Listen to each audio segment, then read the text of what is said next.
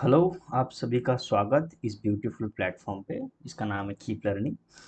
तो बिना किसी देरी किए आइए शुरू करते हैं। Unit number 4, NLM Newton's laws of motion, और हमारा क्वेश्चन चल रहा है 61। इस चैप्टर में लगभग हमने 60 क्वेश्चन देखे, जो कि अच्छे पीवाईक्यूज थे। टफ क्वेश्चंस थे, कुछ कुछ क्वेश्चंस में अच्छा सा मज़ा भी आया हमें। ठीक है, सो देखिए आज का क्वेश्चंस क्या कह रहा है। सो क्वेश्चन कह रहा है the coefficient of static friction mu s between block A of mass 2 kg and the table as shown in the figure, ठीक है, is 0.2, यानी coefficient of friction हमें given है 0.2. What would be the maximum mass value of block B so that the two blocks do not move, ठीक है. The string and the pulling are assumed to be smooth and massless. जी की value में given. तो क्या रहा है, मैं एक देखो यहाँ पे डायग्राम निकालता हूँ इसका। मान लो कुछ इस तरह एक सरफेस है, ठीक है, और कुछ इस तरह पे यहाँ पे एक पुली क्या है, अटैच्ड है,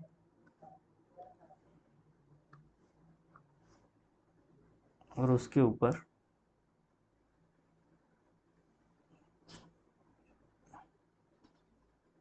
कुछ इस तरह एक स्ट्रिंग है और एक डाउनवर्ड साइड है।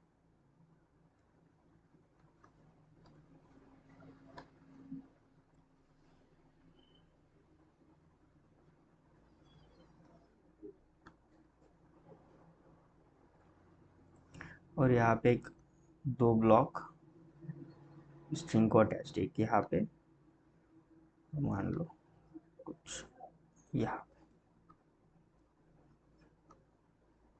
ठीक है।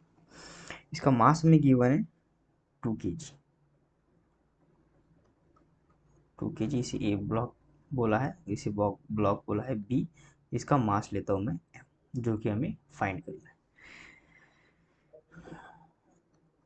एक एक सरफेस है जिस पर फ्रिक्शन फोर्स लग रहा है, और इसका कोएफिशिएंट ऑफ फ्रिक्शन हमें गिवन है म्यू एस, जो स्टैटिक फ्रिक्शन है 0.2, ठीक है। सो यहाँ पे एक देखो डाउनवर्ड फोर्स लगेगा, अगर मैं एफ बी डी बनाऊँ तो एम जी, और उतना ही टेंशन लगेगा यहाँ पे, सिमिलर टेंशन, ठीक है। यहाँ पे भी आ जाएगा, सेम स्ट्रिंग है।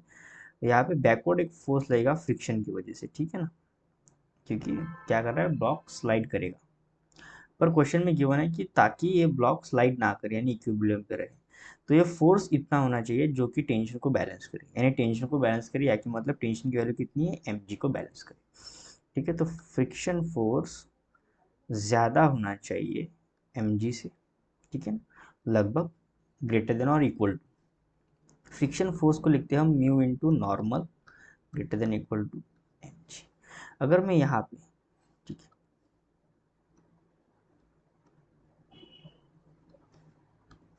यहाँ पे नॉर्मल लूँ तो डाउनवर्ड आएगा एम जी, यानी 20 न्यूटन्स, और नॉर्मल आएगा 20 न्यूटन्स, ठीक है, उतना ही। तो ये आ जाएगा म्यू हमें गिवन है 0.2 इंटू 20 m इंटू 10। सो ये 0 से 0 कट जाएगा, तो ये आ जाएगा 2/10। 0.2 को मैं 2/10 लिख सकता हूँ, इंटू 2, तो ये आ जाएगा 2 5 ज़ा greater than equal to m। यहाँ पे लिखता हूँ मैं,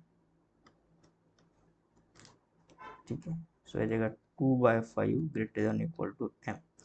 सो यहाँ से m की वैल्यू आएगी, तो अगर 2/5 तो यह जाएगा 0.4 के आसपास। तो m जो होना है वो 0.4 kg के आसपास, यानी उतना इसकी वैल्यू होगी, ताकि ये स्लाइड ना करे। इक्वल टू हो जाएगा तो, यानी थोड़ा सा अगर बड़ा हो जाएगा इससे, अगर 0.4 से मास बड़ा हो जाएगा तो क्या करने कर लेगा, स्लाइड करेगा, डाउनवर्ड एक्सेलेरेशन हमें मिलेगा। पर 0.4 kg तक एक्सेलेरेशन, किसी प्रकार का एक्सेलेरेशन नहीं होगा, इक्विलिब्रियम पे रहेगा बॉडी, ठीक है। सो ऑप्शन सी जो होगा हमारा सही जवाब, ठीक है। नेक्स्ट क्वेश्चन देखते क्या करें। A block of mass 10 kg place on a rough horizontal surface, ठीक है, एक रफ हॉरिजॉन्टल सरफेस है,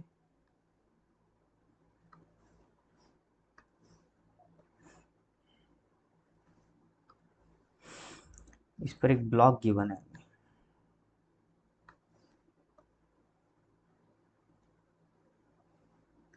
ठीक है।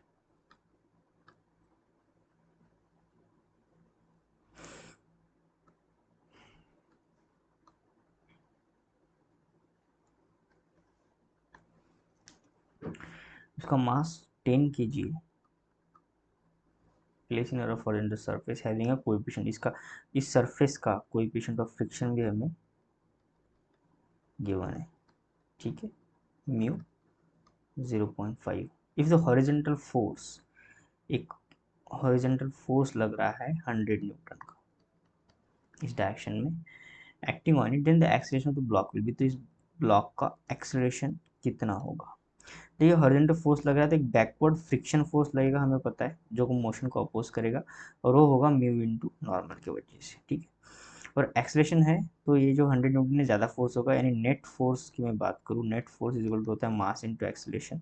नेट फोर्स आएगा 100 न्यूटन, जो कि एक्सेलरेशन के अलॉन्ग लग रहा है, माइनस फ्रिक्शन फोर्स जो कि उसे रोकने की कोशिश कर रहा है, यानी mu into N is equal to mass into acceleration. तो म्यू की वैल्यू हमें गिवन है 0.5, तो मैं 5/10 लिखता हूँ उसे। एन गिवन है हमें, मतलब 10 kg का मास है, तो 100 न्यूटन नॉर्मल आएगा, अप साइड, ठीक है ना, यहाँ पे 100 न्यूटन, और मास हमें गिवन है 10 kg, और एक्सलेशन हमें फाइंड करना है, ठीक है। तो ऐसे 0 से 0 कट जाएगा, 100 minus 50 is equal to 10a, तो आ जाएगा 50 इज इक्वल टू 10a, तो एक्सलेशन आ जाएगा 5 मीटर पर सेकंड स्क्वायर, ठीक है। ऑप्शन बी जो होगा वो राइट आंसर होगा। नेक्स्ट क्वेश्चन देखते हैं, on the horizontal surface of a truck, एक सरफेस है हॉरिजॉन्टल, मान लो कुछ इस तरह, और इसके ऊपर एक जो है ट्रक मूव कर रहा है, ठीक है। Horizontal surface of truck, a block mass 1 kg is placed, उस ट्रक के ऊपर, ठीक है, on a horizontal surface of a truck, उस ट्रक के ऊपर एक छोटा सा बॉक्स यहाँ पे रखा है, ठीक है, और उसका फ्रिक्शन हमें गिवन है, यानी यहाँ पे ब्लॉक और ट्रक के अपर साइड के बीच में एक फ्रिक्शन होगा, उसकी वैल्यू गिवन है 0.6। The truck is moving with the acceleration, truck किसी एक्सेलरेशन से मूव कर रहा है, और एक्सेलरेशन की वैल्यू हमें पता है 5 मीटर पर सेकंड स्क्वायर।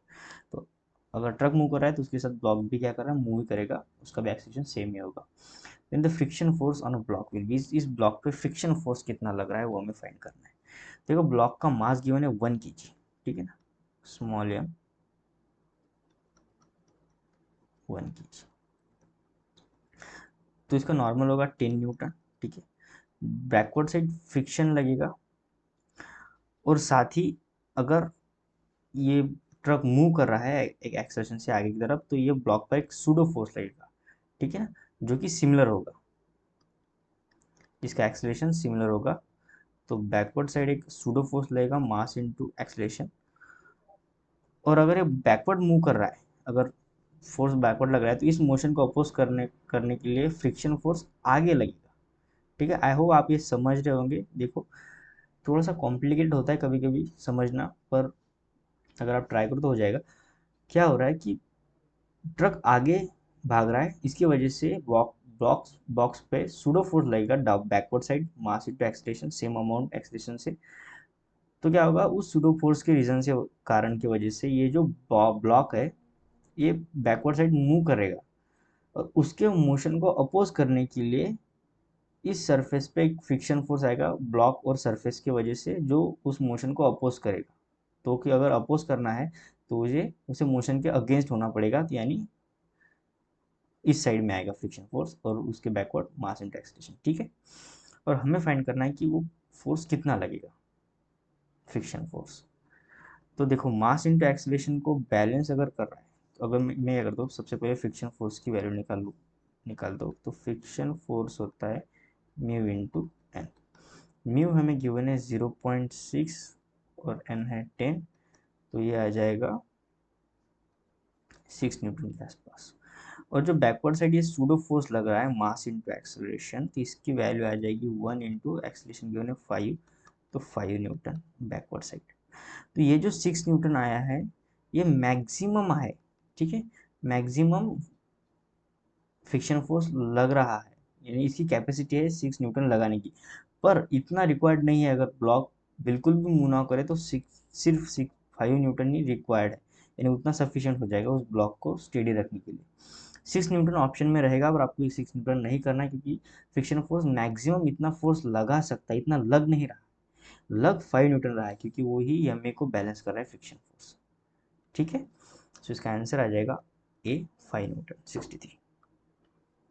नेक्स्ट क्वेश्चन क्या देखते, a man is sleeping on a frictionless inclined plane and a bag falls down from the same height, ठीक है। ये जो है इंक्लाइंड प्लेन है, मान लो यहाँ से क्या कर रहा है, एक मैन में बॉक्स से निकल रहा है, स्लिप कर रहा है, और दूसरी कंडीशन गिवन है मैं back false down from the same height, यानी हाइट जो है वो सेम है, और मैं यहाँ से इसे छोड़ रहा हूँ same height, then the speed of the both is related as, तो दोनों का स्पीड कितना होगा।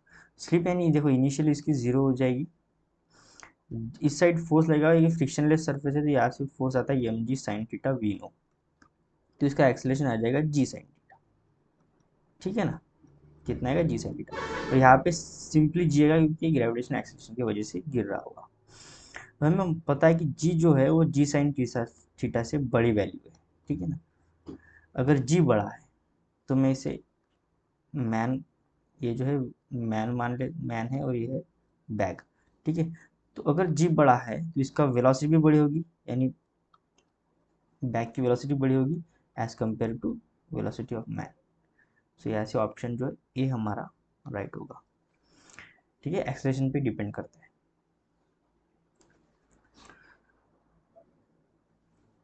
Okay, so next question, 100 newton force is applied on a 10 kg block, ठीक है, 100 newton force applied on a 10 kg block as shown in the diagram, then the acceleration produce for a slab, ये जो नीचे slab है ये slab का कितना acceleration होगा वो हमें फाइंड करना है।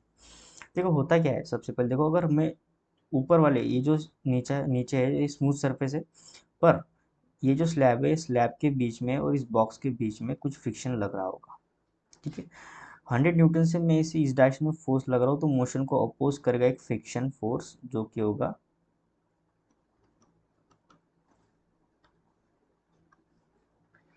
ये जो फ्रिक्शन फोर्स है इसे अपोज करेगा म्यू इंटू एन, पर यहाँ पे स्टैटिक फ्रिक्शन, ठीक है, तो 0.6 यानी 6/10 इंटू एन की वैल्यू है 100, तो 60 न्यूटन लगेगा। तो नेट फोर्स देखो 100 न्यूटन लग रहा है इस डायरेक्शन, तो इस डायरेक्शन में 60 न्यूटन लग रहा है, तो नेट आ जाएगा 100 minus 60 is equal to 40 newton का फोर्स जो इस डायरेक्शन में लग रहा है। पर जैसे वो मूव करना शुरू करेगा, काइनेटिक फ्रिक्शन यानी coefficient of kinetic friction comes into picture, ठीक है। सो कोएफिशिएंट ऑफ काइनेटिक फ्रिक्शन अपना वर्क करेगा, और उस कोएफिशिएंट ऑफ काइनेटिक फ्रिक्शन की वजह से इन दोनों बॉक्स में जो फ्रिक्शन होगा उसकी वजह से ये स्लैब भी आगे मूव करना शुरू कर देगा, ठीक है ना, यानी इस पर एक कुछ इस स्लाइड फोर्स लगेगा, वही फोर्स रीजन होगा इस स्लैब को मूव करने के लिए, ठीक है। तो सेम फ्रिक्शन फोर्स यहाँ पे लगेगा, coefficient of kinetic friction into N, ठीक है। एक फोर्स लगेगा इस स्लैब को मूव करने के लिए, उस फोर्स को मैं मान लेता हूँ मास इनटू एक्सेलरेशन, और वो कितना लगेगा, तो सेम एज इतना ही लगेगा जितना फ्रिक्शन फोर्स है, ठीक है। सो म्यू के इंटू एन काइनेटिक, ठीक है, क्योंकि यही फोर्स रीजन होगा इस स्लैब को मूव करने के लिए। तो हमें पता है मास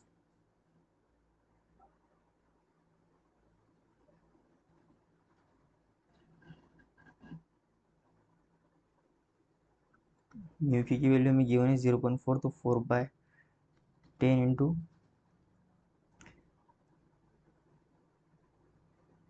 यहाँ से नॉर्मल आ जाएगा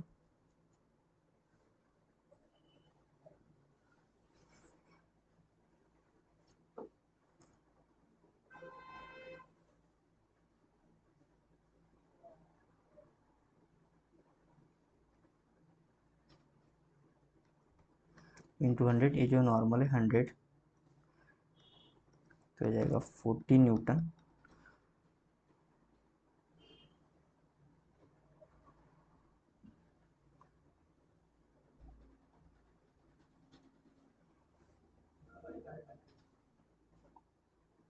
और मास जो है स्लैब का गिवन है हमें 40 इंटू एक्सलरेशन, सो 40 से 40 कट जाएगा, एक्सलेशन आ जाएगा 1 मीटर पर सेकंड स्क्वायर अप्रोक्सीमेटली।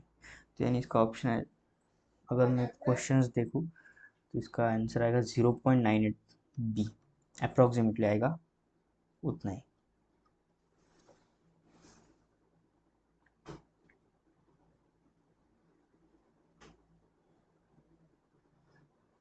ठीक है, या फिर अगर दूसरी मेथड की बात करूँ तो जो फोर्स होगा मास इस स्लैब के लिए, वो फोर्स यानी वो जो फ्रिक्शन फोर्स है वो सेम होगा उतना ही म्यू के। अगर मैं इस फ्रिक्शन फोर्स की पहले वैल्यू निकाल दूँ, 0.4 इंटू 100 तो आता है 40 न्यूटन। यही फोर्स रीजन बनेगा स्लैब को मूव करने के लिए, यानी 40 न्यूटन इसी फोर्स की वैल्यू होगी। मास हमें गिवन है, ठीक है ना, 40 इंटू एक्सलेशन हमें फाइंड करना है, तो ये जो कट जाएगा 1 मीटर पर सेकंड स्क्वायर।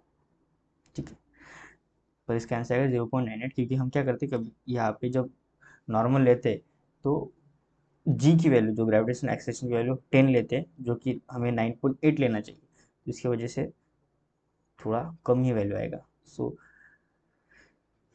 ऑप्शन डी जो होगा वो राइट आंसर होगा। ठीक है, नेक्स्ट क्वेश्चन देखते क्या कह रहा है। 66, consider a car moving along a straight horizontal road. एक स्ट्रेट हॉरिजेंटल रोड है, उस पर कार क्या कर रही है, मूव कर रही है।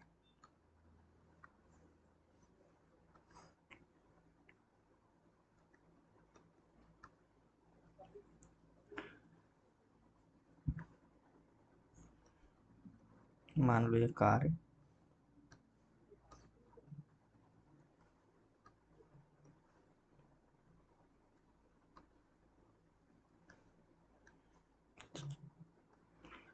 ये मूव कर रही, इसकी वेलोसिटी हमें गिवन है 72 किलोमीटर पर आवर। अगर मैं इसे मीटर पर सेकंड में कर दूं तो आ जाएगा 6 3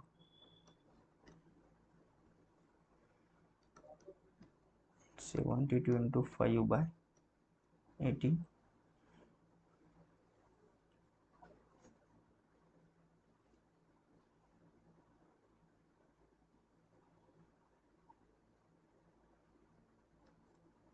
4 तो ये आ जाएगा 20 मीटर पर सेकंड। ठीक है, 20 मीटर पर सेकंड की वेलोसिटी होगी।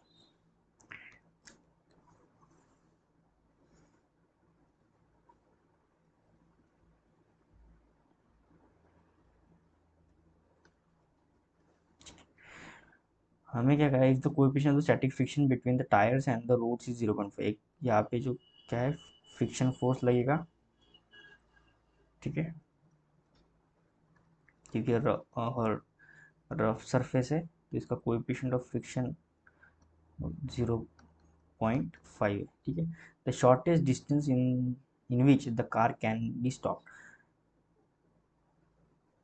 कुछ देर बाद ये जो सेम कार है,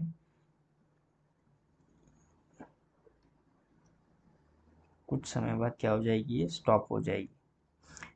यानी क्या हो रहा है, फ्रिक्शन फोर्स पिच मोशन को अपोज कर रहा है, और एक समय ऐसा आ जाएगा यहाँ पे फाइनल वेलोसिटी जीरो हो जाएगी, रुक जाएगी। ठीक है, तो यहाँ पे क्या होता है, फ्रिक्शन फोर्स अपोज करेगा मोशन को, mu into an.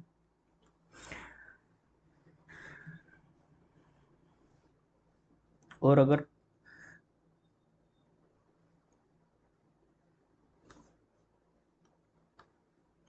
Just second,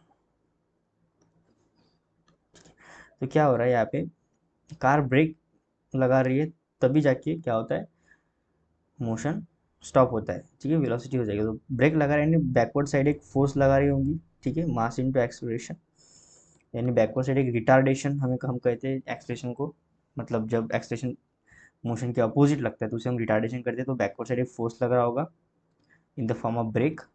उसकी वजह से धीरे धीरे कार की स्पीड स्लो होती जाएगी। अगर बैकवर्ड साइड में एक फोर्स लग रहा है तो ज़रूर फ्रिक्शन लगेगा आगे की तरफ, क्योंकि बैकवर्ड साइड एक फोर्स लग रहा है, वही मोशन को अपोज करेगा फ्रिक्शन फोर्स, जिसकी वैल्यू हो जाएगी म्यू इंटू एन। ठीक है, तो मैं यहाँ पे force is equal to mu into N, यानी इन दोनों को मैं बैलेंस करूँगा सबसे पहले। तो फोर्स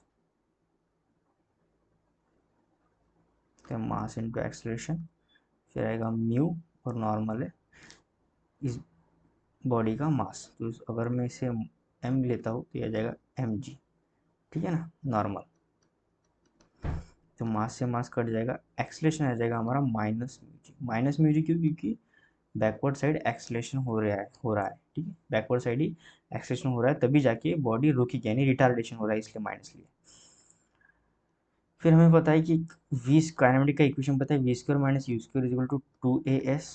तो फाइनल वेलोसिटी 0 है, तो माइनस यू स्क्वायर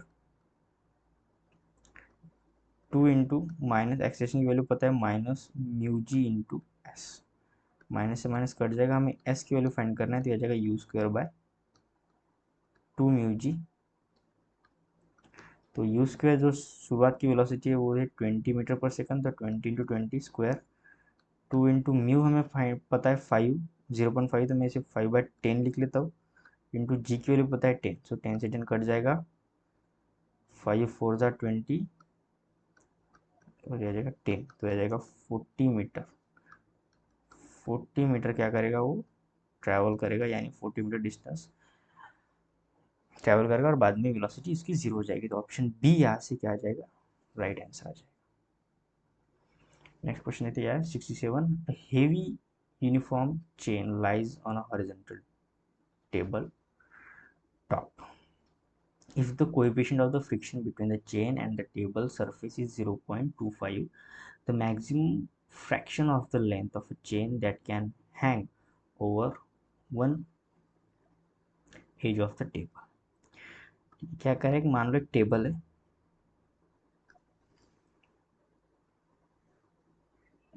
कुछ इस तरह से, और उसके ऊपर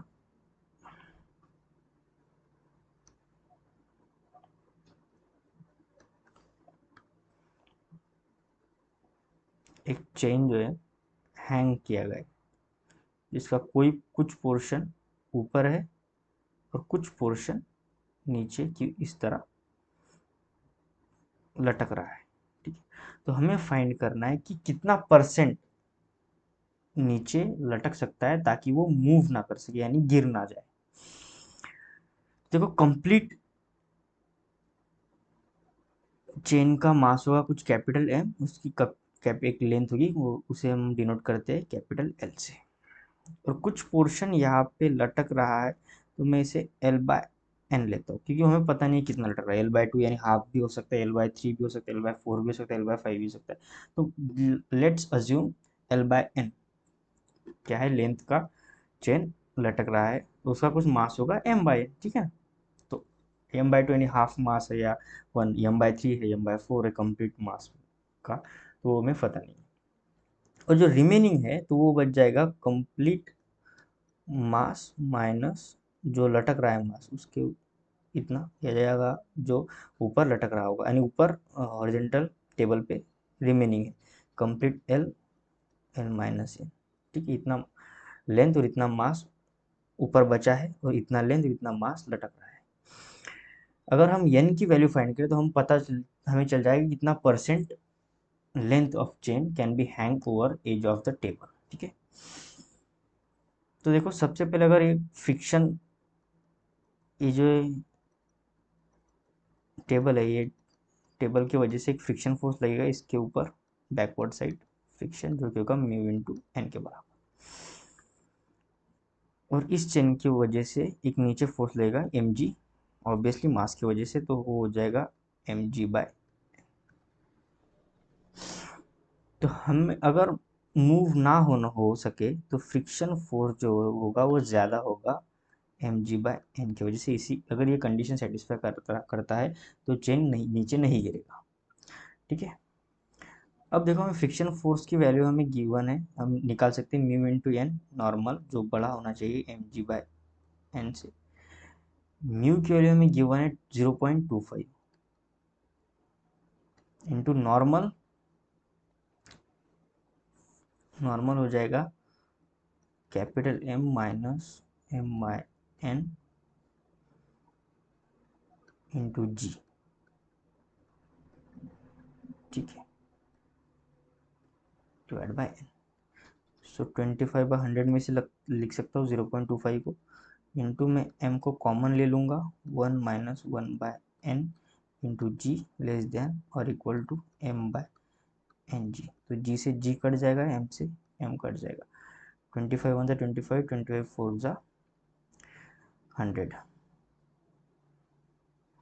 सो हो जाएगा 1/4 into n minus 1/n less than और इक्वल टू 1/n। तो n से n भी कट जाएगा, n minus 1 less than equal to 4। So अगर मैं 1 को उस तरफ भेज दूँ तो अप्रॉक्सीमेटली 5 के आसपास आ जाएगा। ठीक है, अगर मैं लेंथ यानी n की वैल्यू को 5 लेता हूँ l/5, तो देखो ये आता है कम से कम 20% के आसपास l/5। ठीक है,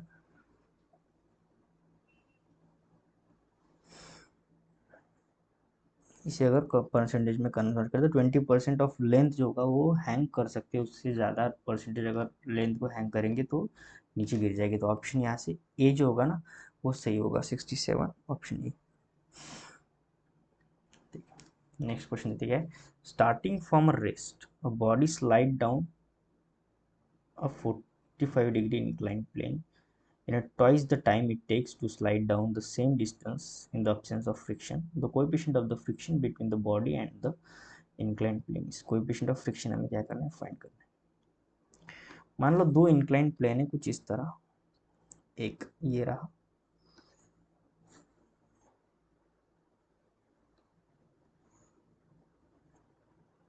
और एक ये रहा। एक जो प्लेन है उस पर फ्रिक्शन है, ठीक है, उसका जो सरफेस है वो उस पर फ्रिक्शन है, और एक सरफेस है स्मूथ सरफेस है। यहाँ से बॉडी मूव कर रहा है नीचे और दोनों में एंगल जो है 45 डिग्री है। ठीक है ना, पर जब स्मूथ सरफेस पे बॉडी यहाँ से यहाँ नीचे तक आता है तब उसे टाइम लगता है t1। ठीक है, यानी t1 लगता है t।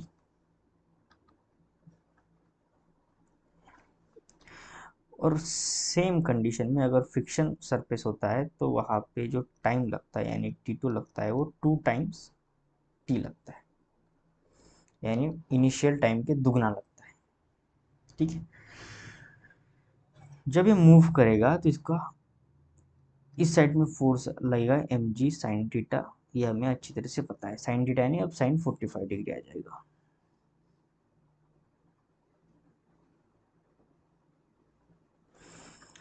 यानी इसका एक्सलेशन हो जाएगा g sin theta.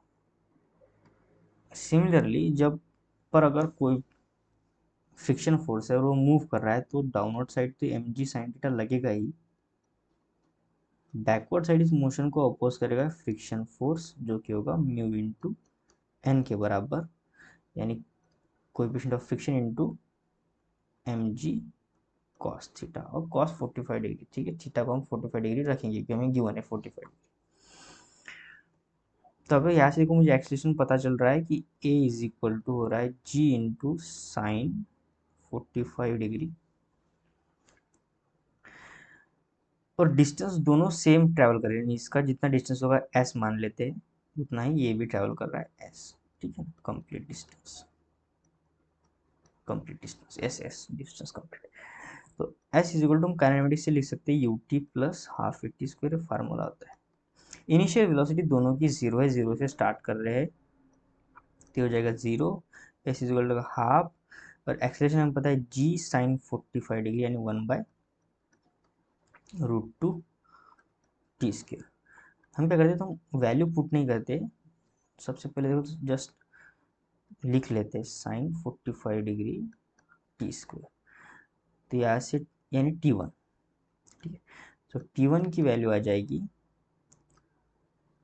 2s g sin 45 degree √² का अंडर। और सिमिलरली यहाँ पे जो एक्सलेशन होगा mg sin 45 degree minus friction force mu into mg cos 45 degree equals to mass into acceleration. तो यहाँ पे मास मास कट जाएगा और एक्सलेशन की वैल्यू में फाइंड होगी g sin 45 degree minus mu cos 45 degree.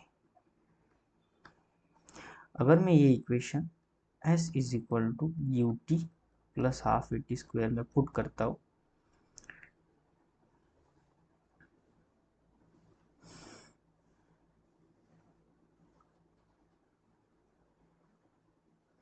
तो आ जाएगा s is equal to u two, तो शुरुआत में तो जीरो ही होगा इनिशियल वेलोसिटी, हाफ और एक की वैल्यू है g sine 45 degree minus mu cos 45 degree t²। तो यहाँ से t की वैल्यू आ जाएगी 2 times s g sine 45 degree minus mu cos 45 degree √t²। ठीक है, अब हम क्या करेंगे, t1 t2 divided by t1, ठीक है। सो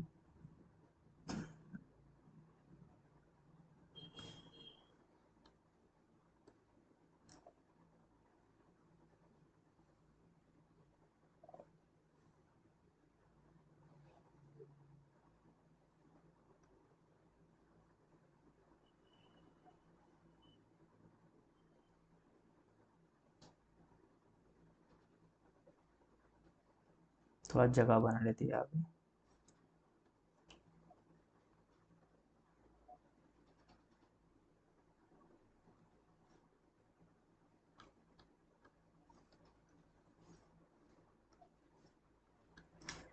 तो यह जाएगा t2/t1 कर लेते,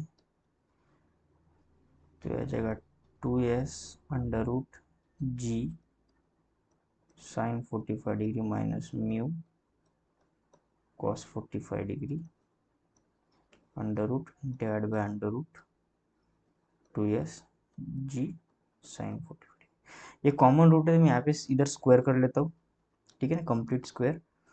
पर स्क्वायर करने से पहले t2 की वैल्यू हमें गिवन है 2 टाइम्स t और t1 की वैल्यू है t, तो इसे स्क्वायर कर लेते हैं, ठीक है। तो यहाँ से स्क्वायर स्क्वायर हट जाएगा और ये 2s भी कट जाएगा, तो यह जाएगा g sine 45 upon g sine 45 degree minus mu cos 45 degree. और यहाँ पर भी g होगा कॉस के साथ, ठीक है ना। सो ये जी भी कट जाएगा,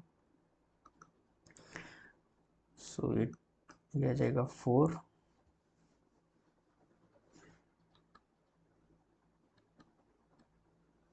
ये टी से टी कट जाएगा, स्क्वायर करेंगे तो आ जाएगा 4, और ये सारी टर्म में इस साइड ले जाऊंगा, आ जाएगा sine 45 degree minus mu cos 45 degree is equal to sine 45 degree, ठीक है। तो माइनस, तो आ जाएगा -4 mu cos 45 degree equals to sine 45 degree minus 4 times sine 45 degree, तो जाएगा -4 म्यू कॉस 45 डिग्री, ये जाएगा -3 टाइम्स साइन 45 डिग्री, तो माइनस से माइनस कट जाएगा, तो आ जाएगा mu is equal to 3 sin 45 degree divide by 4 times cos 45 degree. तो sin 45 degree divide by cos 45 degree tan 45 degree, ठीक है। सो ये जाएगा 3/4 tan 45 degree. now tan 45 degree होता है 1, तो सिंपली आ जाएगा 3/4। तो इसका ऑप्शन आ जाएगा, अगर 3/4 करते हैं तो पॉइंट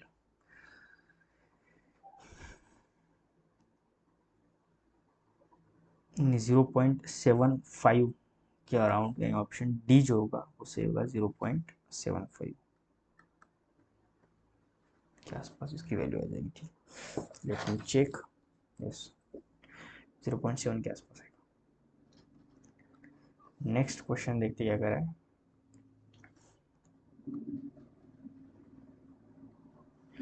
नेक्स्ट क्वेश्चन कर रहा है, one end of the string of length L is connected to a particle of mass m, and the other end is connected to a small pig on a smooth horizontal table. If the particle moves in a circle with the speed v, the net force on the particle directly towards the center will be कितना होगा? T होगा tension, जो कि centre की तरफ लग रहा है। ये T ही m v square by r, जो कि रेडियस होगा उसको बैलेंस करता है ना। सो टी ही होगा जो डायरेक्टली टूवर्ड्स द सेंटर रहेगा। अगर लेंथ एक स्ट्रिंग में मास लटका के अगर मैं हम उसे हॉरिजॉन्टली या वर्टिकली घूमे, ठीक है, हॉरिजॉन्टली अगर घुमा है तो टी ही रीजन होता है, ठीक है। सो स्ट्रेट फॉरवर्ड क्वेश्चन था, और ये रहा सीधा सीधा formula based question. Car is